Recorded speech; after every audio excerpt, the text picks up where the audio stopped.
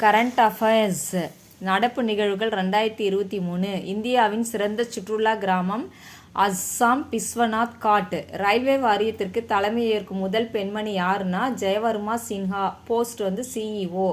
இவர் 166 வருஷத்தில் பொறுப்பேற்க உள்ள முதல் பெண்மணி. இவரோட வேலை என்னன்னா சரக்கு மற்றும் பயணிகள் ரயில் சேவை போக்குவரத்தை மேற்பார்வையிடுறது. ரமோன் மக்சேசே விருது யார் வாங்குறாங்கன்னா 2023 நிறைய பேரில் வாங்கியிருக்காங்க. அதில் ஒருத்தர் டாக்டர் ரவி கண்ணன். இந்த விருதை ஆசியாவின் நோபல் பரிசுன்னு சொல்லலாம்.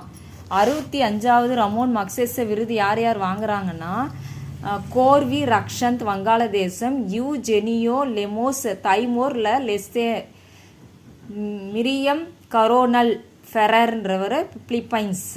உலக புத்தாக்க விருது யார் வாங்குறாங்கன்னா சாந்தா தௌதம் தெலுங்கானா.